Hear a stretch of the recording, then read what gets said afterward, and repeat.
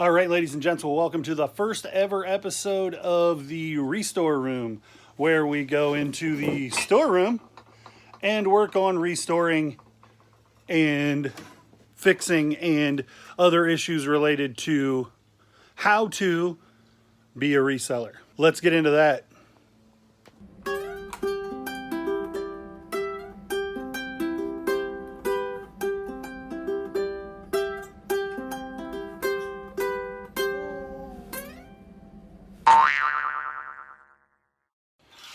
Okay, so the real story, the reason that I started collecting all of these video games is because I wanted to be able to test them. And the easiest way to know that you have everything you need to test a certain component is to have all kinds of systems complete in the box. Or complete anyway. And then in the box makes them display better and store easier. And so I started collecting complete in-the-box game systems. And now I have more than a few complete in-box game systems. But today, we're going to put one to work. So the other day I had the opportunity to buy a not working Super Nintendo, and it came with a handful of games and one controller. And so I'm going to take out my complete in-box Super Nintendo, which is the one I was telling you guys the other day about, that has both Super Mario All-Stars and Super Mario World. Not in one cartridge. These are two separate cartridges inside that box. And I'll have everything I need to test this one that is not working. Now, Michael sold it to me, and I want to say thanks to Michael.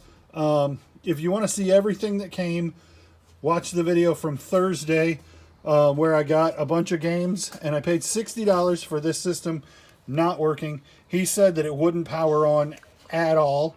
So we'll get started on taking this stuff out so I have everything I need to test this and see what we get into. And so I'm taking this out to get the power cord and the AV cable, and then that is really important to make sure that that circle has the tab inside of it. So I get that and it doesn't power on, and then I get my own and it works fine. And so I know that the power and AV work, and then this thing won't power on. So then I'm unscrewing these 6 screws, and one of them gives me a real fit. So I took my good Super Nintendo out and tested the AV cord and the power cord to make sure that they worked with that one. And this is actually my power cord, so I'm sure that it does work, but just in case something happened to it in that box and it just died. And I still got no power out of this system. So I took the screws out of it, and the first thing you want to check on these Super Nintendos is this fuse right here. That is the main power fuse. And so if this is the power switch, and it comes in and it goes there, and then this regulates power to the board. And so if this appears to all be in good shape, then this is more often than not the culprit. So this is what I'm going to do, and I'm going to tell you don't do this. I'm going to take a piece of aluminum foil. I'm going to jump that fuse with the aluminum foil. You could burn out the board. You could electrocute yourself. Or you could get the machine to turn on and turn it right back off and know that the fuse is the problem. Okay, so now you see I have the foil held against that fuse and the power is on and I got nothing. But then when I touch the fuse on both sides, the power comes on. So that tells me that fuse is blown and not transferring power. You have to be really careful if you're going to try this. Like I said, I recommend you do not do this. You can replace that fuse super easy with some solder. And if you buy a new fuse, you can get it super cheap. And if you buy a new fuse and just put it in there when you're not getting power, then you'd be in a lot better shape. I just wanted to do that to test, but I did throw sparks because I touched that foil against something wrong. Now, while I am waiting for my solder gun to heat up, I'll show you one of the tricks of the trade for me, which is my death pile. Here's a Super Nintendo that has a motherboard issue that won't light up. Here are a handful more Super Nintendo body parts. This is a Super Nintendo graveyard right here. And so since I have that many Super Nintendos, I know that I've got one I can pull a fuse from.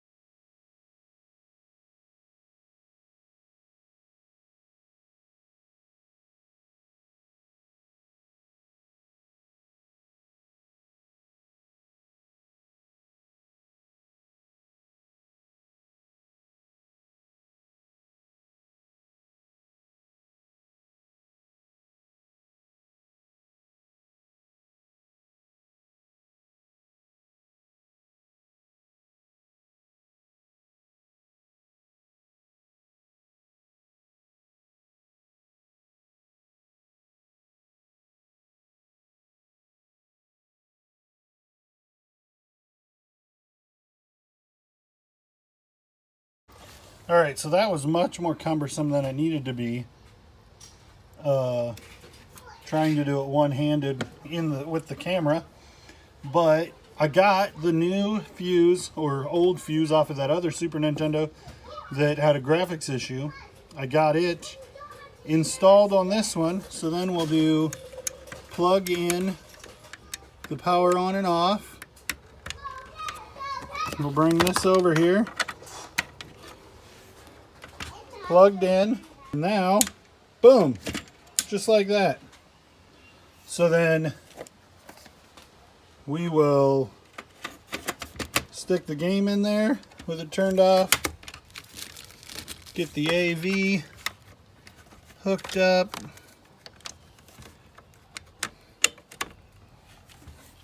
TV on, and boom. If you want to talk about a top-notch find, I found this at an estate sale. I think I paid $75 for it. It is just in absolutely beautiful condition, and it has all the manuals and everything that's supposed to be included in the original bags, in the and not everything is this way, but like this is the original AV cable, and it's never been opened. So this might be, that one's definitely still factory wrapped. It doesn't appear to be stapled. I don't know if it should have been, but this thing is about as nice a Super Nintendo as you could expect to find, and this label is not one that you see very often. So that's just me showing off my things. So more often than not, when you come up with a Super Nintendo that you can buy reasonably priced, it's going to be untested. And from time to time, those untested ones will just not power on. But now you have at least step one in how to fix that. That's the easiest possible fix for a console. It's a soldering iron and maybe 10 minutes worth of work. If you've got, but you have to have the specialty screwdriver bits. Let me show you that. So I almost have that focused. The Super Nintendo takes a specialty, has a specialty screw, tamper-proof inside of it.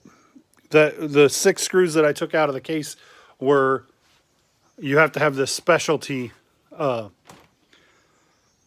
screwdriver bit in order to take them out. And you can get them for, I bought this set for like $7 on eBay, and it has, it came with this one, and there's another one that's the same head, but it's a different size that is for the game cartridges.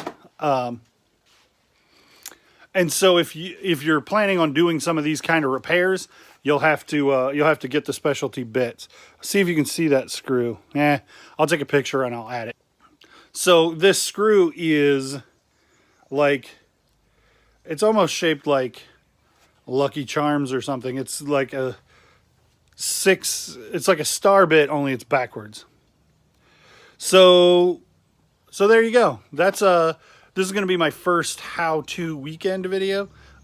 Things that I do besides just buy things and list them. The kind of things that you have to do to get sales that aren't low-hanging fruit.